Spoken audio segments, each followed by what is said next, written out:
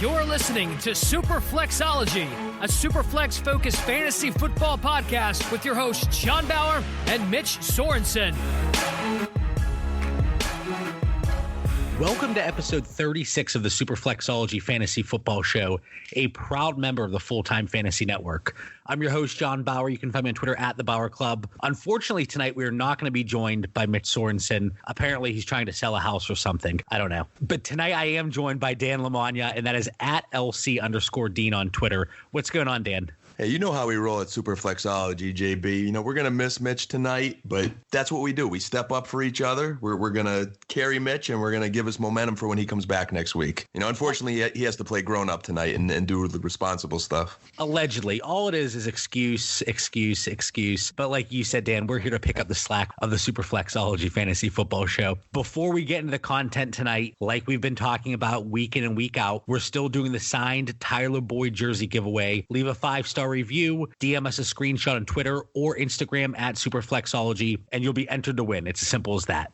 Dan, tonight, what we want to start to talk about, and it's kind of going to be a two-part episode here. There are 10 teams with very interesting quarterback situations based on current contracts. One of them we already talked about, the Carolina Panthers. One of them is the Dallas Cowboys. We talked about them, but it's also, we kind of have an expectation of what's going to happen there, so we don't really want to spend too much time on it. So that leaves us 8 teams over the next 2 shows, tonight and next week. And there are 8 teams with very interesting quarterback situations heading into 2020. And again, it's based on contracts, whether it's an unrestricted free agent or there's a potential for a cap casualty based on the current contract situation. So let's dive right into it, Dan. First up, the Jacksonville Jaguars. Dan, what are your thoughts here? How do you see this playing out? Because it's one of the few situations where I really do think it's somewhat of a coin flip as to who the starting quarterback is heading into 2020. Man, JB, every week you put us to the test with some kind of different, dynamic that we have to research. And this week,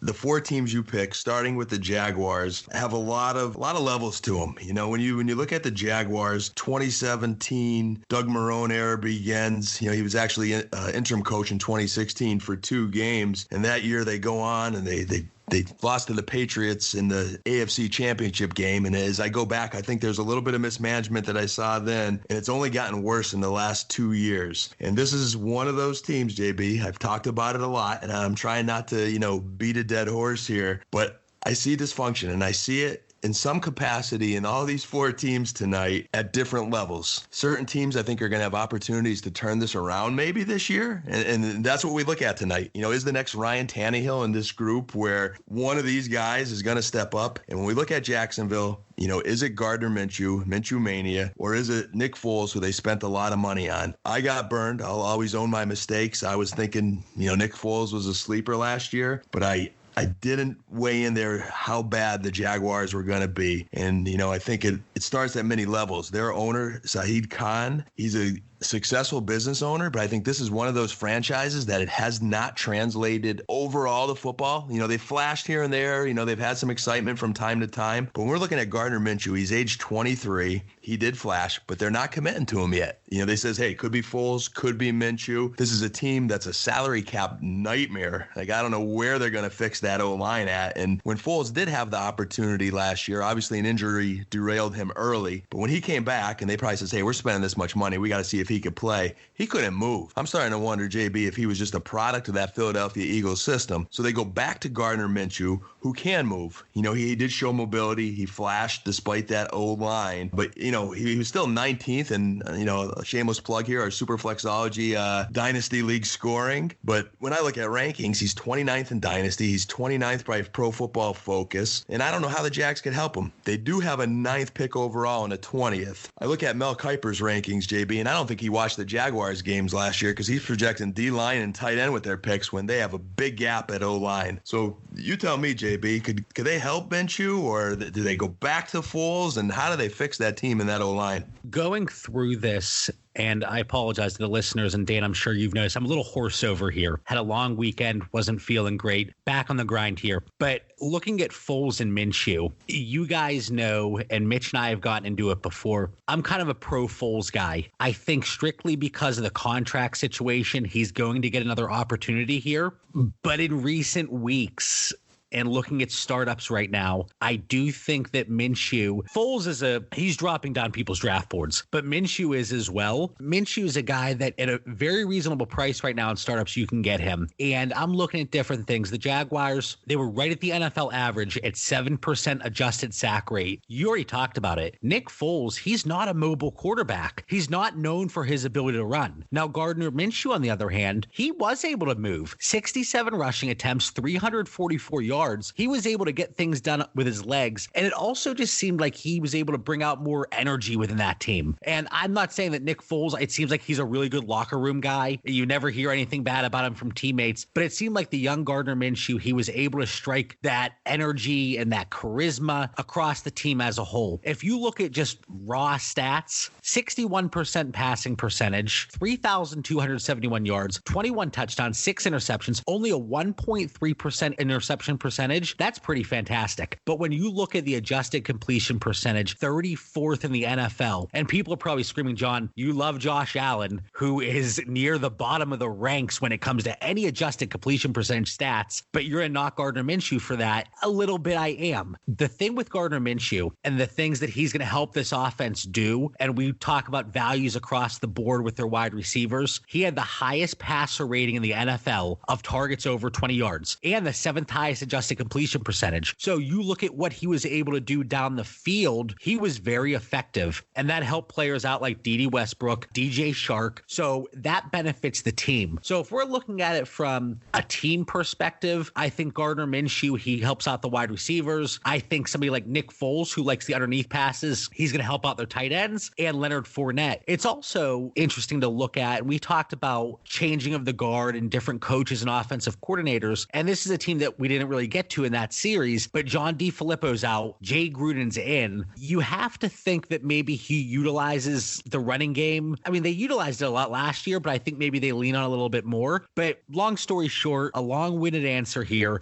I actually believe that Gardner Minshew is the quarterback to own here. And throughout the season, I still wanted to believe that Nick Foles was going to be given an opportunity. But looking at their current values in startups, where Gardner Minshew's going, he's somebody that I actually don't mind targeting. And people have reached out to me, and some of the trade questions, they've been about Gardner Minshew. And when I'm comparing it to certain values or certain trade situations, I have found that Gardner Minshew is actually growing on me. So just like Dan, you're taking the responsibility, you're accepting the responsibility with your Nick Foles pick last year. I'm kind of doing the same, and I'm doing a complete 180 here. And Gardner Minshew needs to be the starting quarterback in Jacksonville in 2020, even though the dead cap and the money that's being invested in Nick Foles, I don't want to say cut your losses, because if they cut him, they actually lose an additional $12 million in 2020. And they're already $3 million over the cap here coming up in 2020. That's the second worst situation when you look at contracts across the NFL. They have a few players they could cut that could save some money, but that's neither here nor there right now. But I do think Gardner Minshew, he's the guy that needs to lead them here in 2020. They can't trade Nick Foles. They can't cut him, but I think Gardner Minshew's the more explosive player, and it's going to give them more of an edge there to win there in 2020. I'm with you, JB. You make some fine points. If you have to settle on a quarterback, you mentioned as the team kind of rallied behind Gardner, they definitely seem to believe in him more. He definitely gave him a better chance to win, as we said, with his legs. But where I'll vary is when we take it to fantasy football. A year ago, I was on the Jaguars bandwagon. This year, I'm off the Jags bandwagon. You mentioned Josh Allen, who's ranked 9th in Dynasty right now in that range. He's got a solid organization behind him. They're competitive. They had a nice postseason run. They got a great defense. They balanced the run game well. Yes, Allen has some deficiencies. You hope he could continue to grow. But when you look at Jacksonville, they do probably have to keep Nick Foles, as you mentioned, to avoid that cap hit. But, I think they're going to keep him also because that O-line's so bad that Minshew's running for his life and get hurt at any point. So that depth might be good for right now. But we go back to ownership. Then now they agreed to play 2 games in London again. So here's a team that needs every advantage you could get, and now we're going to decide to travel and take 2 more road games. So that those 8 beautiful home games that every team wishes to have, you now have 6 in Jacksonville with no O-line. And again, how do they fix that O-line? You mentioning Jay Gruden. Maybe he takes a little pressure off, pushing Lenny Fournette a little bit. But if there's no holes there, JB, I'm really struggling what they could do, unless do they utilize that 9th pick overall? Who's going to be there at O-line? I'm going to disagree with Mel Kiper Kiper and his defensive line pick. Not saying they don't need help on the defensive side of the line, but you got to protect your quarterback and be able to put some points up to win in this league.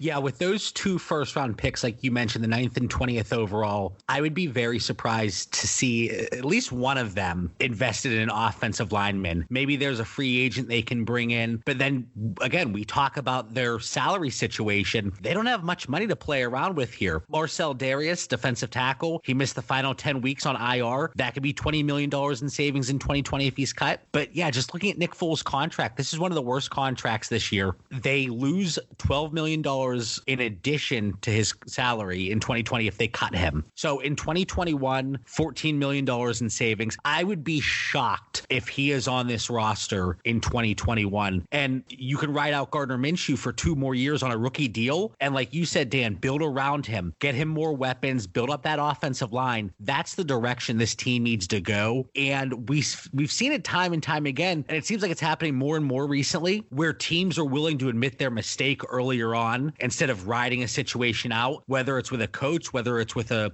rookie they invested in and it didn't pan out. I think the Jaguars need to go that same route with Nick Foles here. And I know when Mitch listens to this show tomorrow night, he's going to say, John, how are you talking up Gardner Minshew right now when you've been on the Foles train this whole time? No, I don't want to give in to take lock. I realize Foles was the wrong way to go here. And as an organization, the Jaguars need to get away from him. And in 2021, I think they do. Dan, are you investing in Foles or Minshew from a dynasty perspective? As the name of the show goes, Super Flexology, I think there is value in a Gardner Minshew because he's only 23 years old.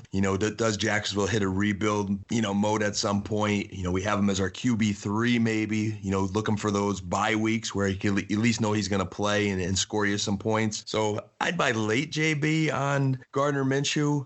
And then, if I am the owner that gets Minshew, maybe I handcuff him with Foles if I get him like the end of the draft. But they are at the bottom. Being that I'm anti-Jacksonville, I'm probably going to pass and someone's going to take Gardner before me. That's the issue I'm seeing. He's going just a little bit earlier than I'm willing to pull the trigger, especially somebody like me who's getting my quarterbacks by the 4th, 5th round, especially because I'm trying to trade back and get those extra picks in those mid rounds. But I would invest in Gardner Minshew looking at startups. I'm not going to pay the price that an owner is going to want in an existing league. If I have Minshew, I'm holding. I'm not selling right now. Maybe I'll look to sell whenever he actually claims and locks down the starting job. Foles, if I have him on my team, great. I'll just hold him. If not, I'm not looking to acquire him. So a lot of things there in Jacksonville that we need to pay attention to, and just how they've mismanaged those contracts. Wow. It really is crazy. So hopefully they can work it out because they do have some nice dynasty assets and we would like to see them appreciate and value Leonard Fournette, DJ Shark, and potentially Gardner Minshew like we talked about. Now this next team, it's an interesting team. The Las Vegas Raiders. It's so weird because Johnny. On MFL it already changed over. They have the initials as LVR and like you're looking at it, you're like, this just looks so weird. But there are talks with them moving to Las Vegas. Oh, who's going to sell tickets? And I know this is something that Mitch keeps bringing up. Tom Brady is going to sell tickets. And they've already said, it's been released, they said that if Tom Brady is not a Patriot, the Raiders would be very interested in bringing Tom Brady over. Forget about Tom Brady for a second. What are your thoughts on Derek Carr? Do you think he's the guy in 2020? Or do you think they go in another direction? This is the most, to me, interesting quarterback situation and team that we're talking about tonight. Completely agree. The Chargers are interesting in their own dynamic as, Phillip Rivers has been there forever. And I think they could come into the Brady talk that we're going to kind of mention a little bit. But with the Las Vegas Raiders, the only thing getting me nervous right now, JB, about Derek Carr is John Gruden. Why are they putting these rumors out there that they, may be interested in Brady? Is it just selling tickets in Vegas to keep that buzz going? I hope so. But I would kind of be excited about Derek Carr. Looking at his game grades over the last 6 seasons from Pro Football Focus, he's had 3 seasons above the NFL average. So he's shown he's capable. Now, obviously, last year didn't go well for the Raiders, with Antonio Brown drama, but they still kind of hung in there and flashed on offense. He was, I think, 12th overall as far as his grade grade by Pro Football Focus. So last year he was above the league average, and that's with Gimpy, Tyrell Williams, Josh Jacobs, who performed but had his own injuries, and then the only other really target they had was Darren Waller. He was 15th in Superflexology scoring. So in a Superflex league, you're getting a solid number 2 quarterback. He's age 28. He's not too old, so I think you could still get some more years out of him. Does he not feel so much older than 28? When I was running through the ages of all these quarterbacks and I saw he's going to be 29 years old in March, it just seems like he has been around forever.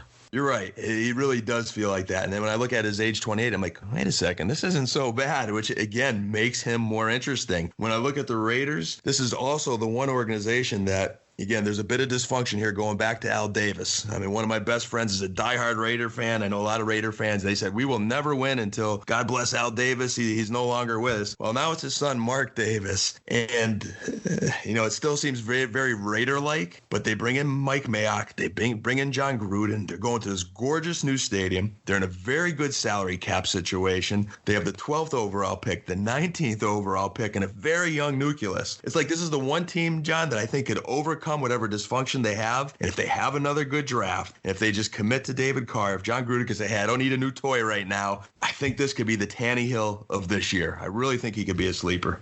Well, really quick before I go into my analysis, I think you meant to say Derek Carr. I don't know if David Carr is going to be too useful. Did I do that? I must have been watching the NFL Network earlier. Right. I saw his brother. Hey, it's Derek Carr, ladies and gentlemen, there's the sleeper. So everybody go out and pick up David Carr in your super flex leagues. Just messing with you, Dan. But yeah, that's fair. Derek Carr, he needs to be, I'm going to say it, he needs to be the starting quarterback of the Las Vegas Raiders in 2020. This offensive line, they weren't bad last year. 5.8% adjusted sack rate. That was 6th in the NFL. So when we talk about adjusted sack rate, you look at these quarterbacks that maybe aren't the most mobile. This is a situation that benefits him, and that's Derek Carr. They already have a ton of money, which you already alluded to. $55 million in cap space in 2020. That's the 9th most in the NFL. Yeah, if you cut Derek Carr, you save $13.6 million. It's still $8 million in dead cap. You have the money available. There's no reason to cut him loose. In 2019, he was second among all quarterbacks with at least 100 dropbacks with an adjusted completion percentage of 82.3%. Second, that's only behind Drew Brees. Second in adjusted completion percentage when under pressure. So even though that offensive line was strong, when it did break down, he was still highly effective. When you look at him throughout his career, and you talked about 3 of his 6 seasons being a highly rated PFF quarterback, 2019, he saw his highest completion percentage of his career, most passing yards of his career, highest yards per attempt, highest quarterback rating, highest QBR, 1.6% interception percentage in 2019. Yeah, there are things, and I know people like to nitpick and they say, well, he should be doing this or that. And the relationship with John Gruden, maybe it's not what it should be. But Derek Carr was very effective for this offense. They were 7-8-1 or 7-9 or whatever it was. They were right on the brink of 500. A mangled offense. Jacobs was injured for a portion of the season. Tyrell Williams was beat up. You're relying on Darren Waller, like you mentioned. Hunter Renfrow comes out of nowhere. Derek Carr was highly effective with the weapons he had. He needs to be the quarterback here in Las Vegas. And there's a few reasons that he shouldn't be. You talk about the dead cap situation, the potential savings. But again, he's only going to be 29 years old. You have the 12th overall pick. Get a good wide receiver. You have the 19th overall pick. Maybe get a defensive player there. You have pieces here to really do something. And you look at these bottom of the barrel teams, and people wanted to rip on the Raiders and John Gruden for when they sold Amari Cooper and they sold Khalil Mack. They're in a perfect position to rebuild here in a span of 2 years. That seems like a win to me. Maybe John Gruden and Mike Mayock, maybe they actually know what they're doing here. Not only for my dynasty Superflex shares of Derek Carr, but they really do. I think they need to stick with him. And I would be disappointed and surprised to see them go with a 43-year-old quarterback instead of Derek Carr, who, when not injured, has been highly effective in his career. You bring up the Amari Cooper or Khalil Mack trades, and whether you liked it or not, their vision was rebuilding for Vegas. So now they've positioned themselves for Vegas in a great salary cap position with great draft picks. You brought up their O-line, which was pretty solid last year. Maybe this is a year that they stay a bit healthier. That's a big factor in the NFL. Sometimes you can't control that injury bug when it hits you. So if they go into this year with the O-line, the running game, they're healthier. Let's say they draft a CeeDee Lamb with the 12th pick, and then they have all this cap space and the 19th pick to improve the defense, this team could be dangerous, JB. I look at the Dynasty Fantasy rankings right now here from Fantasy Pros, and, outside of your Mahomes, Jackson, Watson, Wilson, which are just rare. Maybe you could say Kyler Murray, Dak Prescott. There's a couple guys that have good upside, but a lot of these quarterbacks need the right situation to be, in the upper echelon of fantasy quarterbacks. When I look at Derek Carr at 27th, I can make a strong case to put him ahead of a bunch of these guys before him. Phillip Rivers, possibly Big Ben, who's aging, especially in Dynasty. Drew Lock, I just maybe looking at the team situation there, and Drew Lock's unproven. Haskins, Trubisky, Brees, Tannehill, Danny Jones, Cam Newton, Kirk Cousins. JB, you can make a case for all of them. So if you're going to give me Derek Carr, who's ranked 27th late in the draft, I'm buying. I absolutely think he's a buy in startups this offseason. I just want to see them commit to him. But at that point, it's too late. You're going to have to pay the inflated price. So I'm saying right now at his current price, whether it's looking at Fantasy Pros, 27th overall, whether it's looking at Dynasty ADP, where it's probably a similar range there, go out and get Derek Carr. It's a reasonable price for an effective quarterback. And maybe 3 years ago, he was probably a top 13, 14 Dynasty quarterback. And now, even with a solid season last year, statistically, the best of his career in many categories, he's still being knocked. And the big worry for me is, will they commit to him? It's going to be interesting to see that. But forget about fantasy. They need to commit to him in 2020. Now, if he doesn't get the job done next year, sure, maybe go a different direction. And then you get more cap space because the dead cap situation completely changes with this contract and you can find more savings. But I do think they need to stick with him in 2020. And I'm labeling him as a big time buy at his current price in Dynasty Superflex startups. Now, this next team, Dan, it's interesting because we're not going to spend time on, these next two, I guess. We're not so much going to spend time on the quarterbacks playing for that team where we did Derek Carr and Gardner Minshew. So with this next team, the Cincinnati Bengals, Andy Dalton, he's entering the last year of his contract, so not quite an unrestricted free agent. It's all but set in stone that the Bengals are going to take Joe Burrow with the first overall pick, which they should. I'm not arguing that. So last year was contract. The Bengals get $17.7 million in savings with no dead cap if they cut Andy Dalton prior to, I believe the date is June 1st. Right now, they're sitting with $44 million in available salary cap. That's 18th overall across the NFL. So a big bump if they cut Andy Dalton. One, Dan, do you think they cut Andy Dalton? Two, do you think he could be a valuable asset elsewhere in the NFL? And do you have any maybe guesses as to which team that might be? This is a loaded question, especially with the Cincinnati Bengals, John. We talk about dysfunction. It starts and almost ends with the Bengals. If we were talking about the Browns on this episode, it might be a little different. But they've made the mistake, I think, by showing their hand a little bit. I believe somewhere along the line, they're not trading that 101. Everybody knows they're taking Burrow. So they've lost some leverage there in trading Dalton. Then they kind of backtrack and say, Andy Dalton could still play ball. He's, we still believe in him. It might be tough to trade him. I think they want to trade him. I think it's the right thing to do. But this is a very challenging quarterback market, too. I mean, all the teams have leverage because there's so many quarterbacks on the market. There's an extra deep draft, especially after I think Justin Herbert just had a real great senior week. His stock rose a little bit. So they have some challenges. You talk about trading Dalton. I was surprised they didn't trade him during the 2019 season. They weren't going anywhere. They benched the poor guy on his birthday. Who does that? Happy birthday. Go ride the pine. And I'm very surprised they didn't make that move. And just like you said, Dan, they're kind of in a situation now. They know they're going to take Joe Burrow. Most teams aren't going to be willing to trade for Andy Dalton based on the depth at quarterback right now and this incoming class. So that's a great point on your end. Why would they not trade Andy Dalton last year? Why, John? Because they are the Cincinnati Bengals owned by Mike Brown. And the word around the NFL is Mike Brown is very, very difficult to trade. He is almost impossible to trade. The teams will call him and they don't get anywhere. So wait, is he the Dan Lamagna of the NFL? I could trade JB. I just there's a strategic plan behind my dynasty trading. All right, and you and I are often on the same page, so I think that makes it a little more challenging sometimes. But you and I have traded more than the Bengals. That's very true.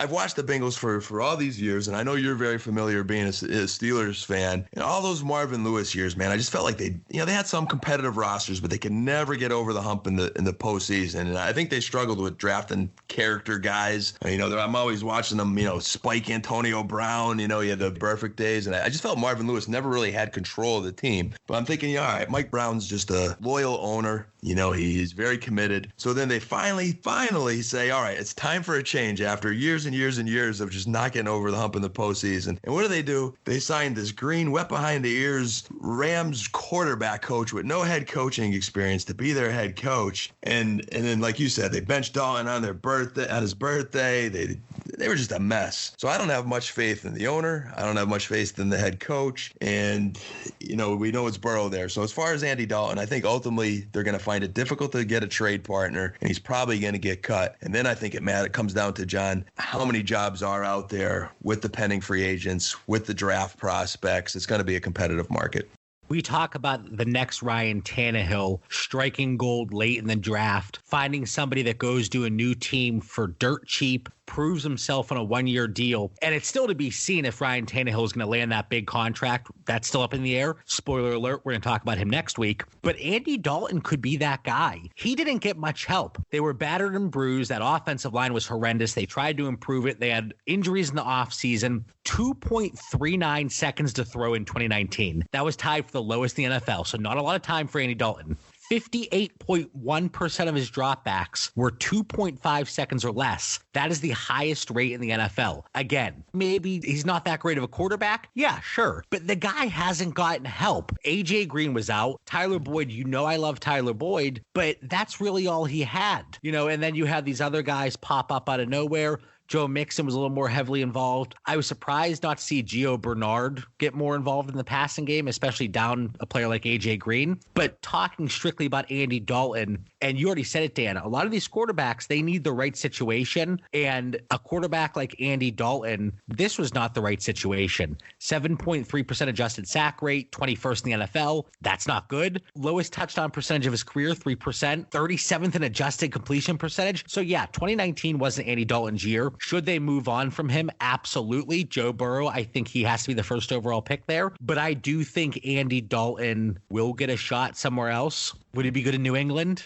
I think he might, even though, yeah, they're wide receivers. They're just as batter and bruised as the Bengals. Would he be good in Chicago? I'm not a Mitchell Trubisky fan. It's the last year of his contract here. And then if they don't exercise that fifth-year option, he's out. Bring in Andy Dalton to make Trubisky work. And I think that could be a fit. We talked about the Carolina Panthers this season. I think if it's not Cam Newton, I do think they go with a veteran. I would love to see Andy Dalton with DJ Moore and Curtis Samuel, Christian McCaffrey, my boy Ian Thomas, now that Greg Olsen, he's out of there. So I do think there are situations that Andy Dalton could see his value increase here. Same thing. If I have him in my roster, I'm not moving him, and I do have him. I have a lot of shares left over from last year. If I'm in a startup, I've already taken him in a few this offseason. So yeah, I think he's a buy at his current price. You can get him quarterback 35-ish probably, 32, 35. Somewhere in that range. So sure, if I don't like any of the other options there, I'll take a gamble on Andy Dalton.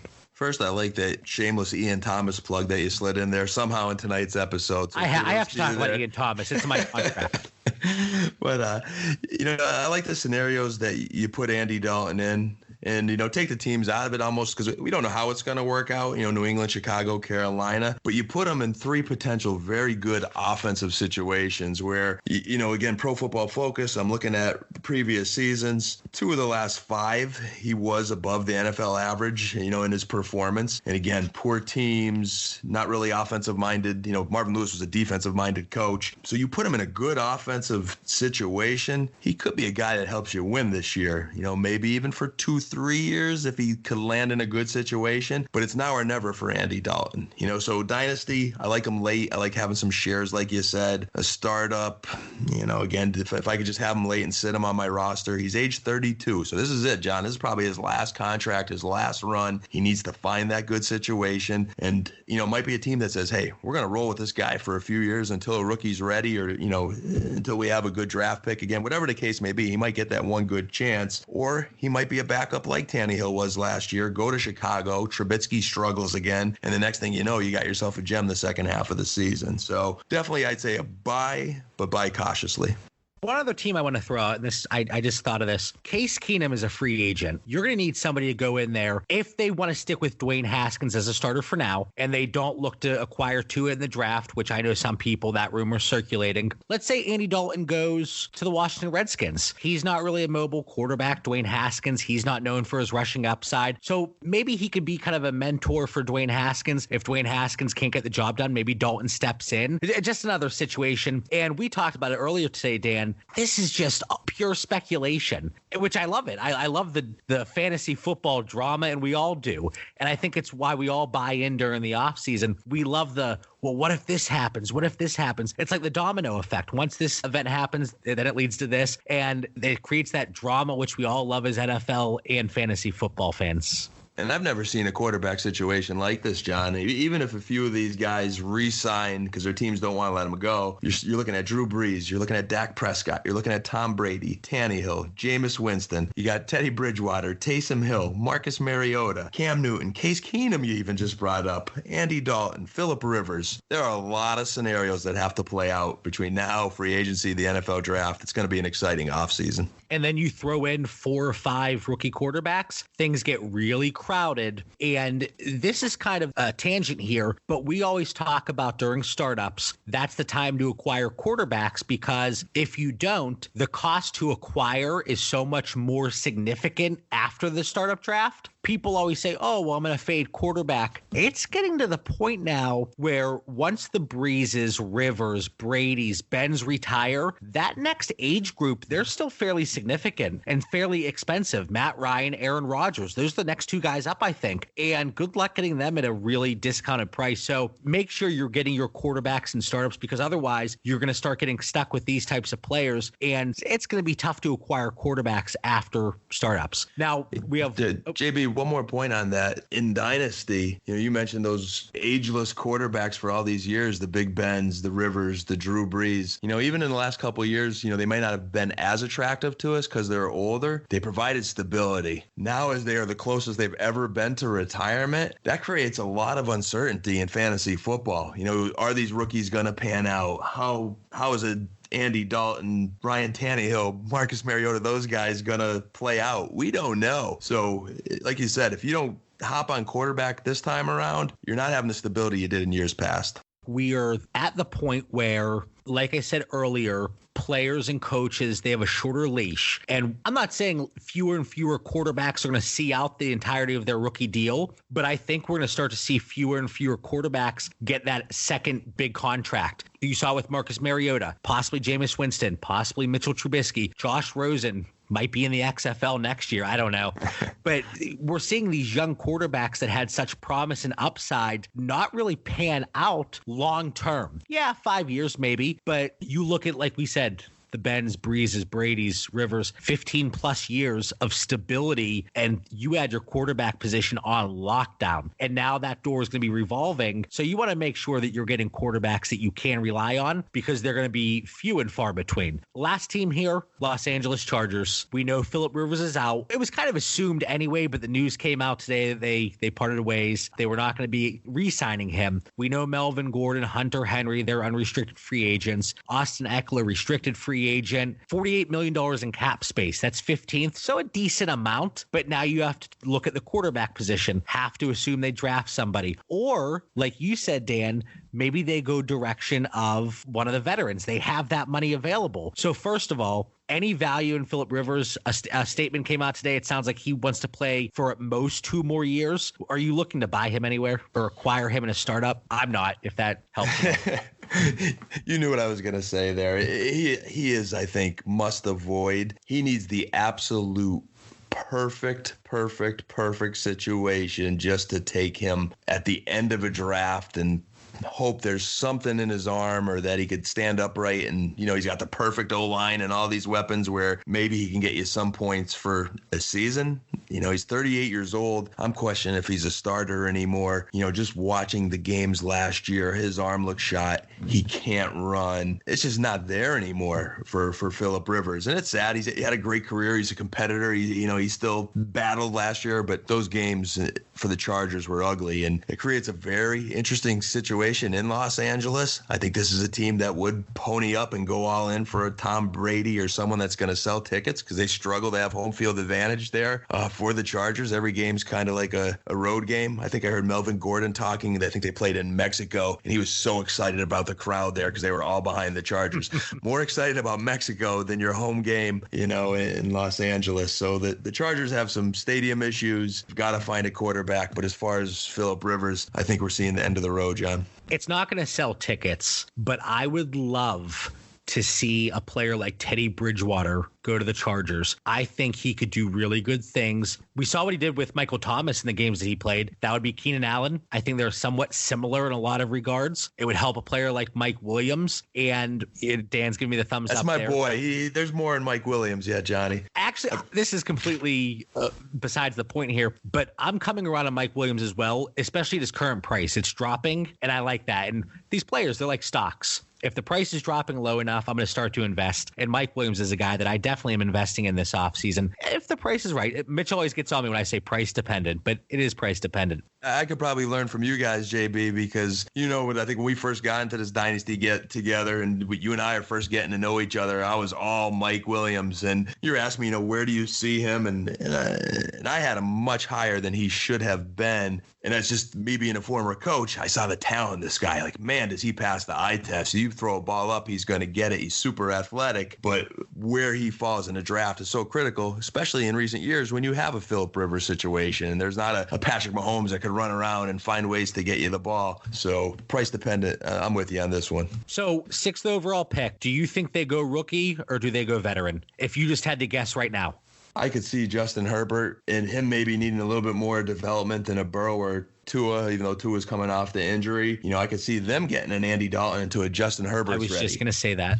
His stock rose. He looks good. They built for the future. They just surprisingly re-signed Anthony Lynn, so they're giving a little vote of confidence in their head coach there. That could be a win-win for Anthony Lynn to stay a little bit longer. If, if Herbert's not ready, you buy a couple years with Dalton, and then you go to that rookie once it's time. I felt like that was a cheesy catchphrase. It's a win-win with Anthony Lynn. Like that could be like his mantra, But one thing I do want to say, kind of as a proxy speaker here for Mitch, one thing that he brought up in the chat, and I think it's relevant, a player like Austin Eckler in the passing game, and even Melvin Gordon to an extent, and Hunter Henry, all the free agents here coming up here in 2020, they benefited from a player like Phillip Rivers, who, while he still tried to throw the deep ball, he relied heavily on those underneath passes. I do think it negatively impacts a player like Austin Eckler a little bit, but it's going to be very interesting to see. I would really like to see them. I could see them going Justin Herbert at 6, and it seems like that's a popular pick right now. People are projecting that. Taking him 6th overall, they have the cap space. Bringing Andy Dalton on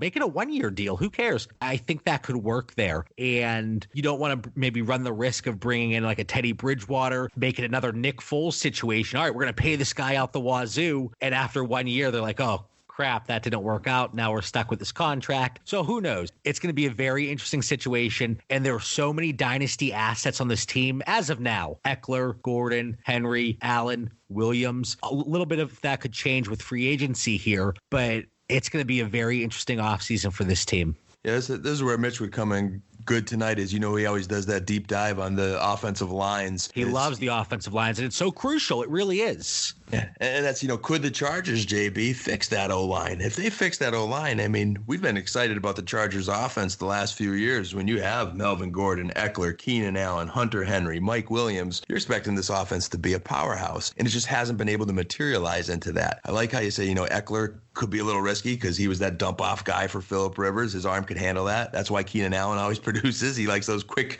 throws, get the ball out of his hand. Mike Williams still produced because Phillip Rivers would just throw him a 9-ball and, he would get his air yards there. So I could see Mike Williams improving because I think hopefully his route tree will expand with a different quarterback. Keenan Allen will probably be solid. Eckler, we'll see. Melvin Gordon, if he's healthy, he wants to come back. They can still have a strong running game. And I think Hunter Henry would be the wild card. You have such a talented tight end where he might benefit the most from having a mobile quarterback and hopefully an improved offensive line.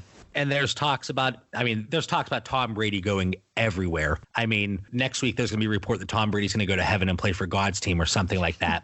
But there were talks that he's going to play for the Chargers. And okay, let's say that happens. Another point that Mitch brought up, Keenan Allen, his stock, at least for 2020, is going to skyrocket. We see what Tom Brady does with his slot receivers. Keenan Allen, he might see 180 targets. Great point. The Tom Brady rumors are just beyond rampant. Even today, I have my buddy texting me before the show about him going to Dallas, and I think Michael Irvin's trying to stir that up. I saw that garbage. I saw it. I think some of that, too, with the listeners is good for them to know is some of these rumors is to help in contract negotiations. Dak has a lot of leverage in Dallas in the negotiating table right now. So I think throwing out a little Tom Brady rumor probably helps Jerry a little bit. Michael Irvin and Jerry's close. So I think a lot of that comes into it. In New Orleans, I hear it's Drew Brees. They're just waiting for him to make the decision. So I think you'll see him back in New Orleans. And I know we're going to talk about those guys at a later time, but man, you get me pumped, we're going to talk about them next week, so don't spoil the whole episode, Dan. All right. Hey, that was a teaser for the listeners. Absolutely. A little trailer, a little preview. So talking about the teams we talked about tonight, the Jaguars,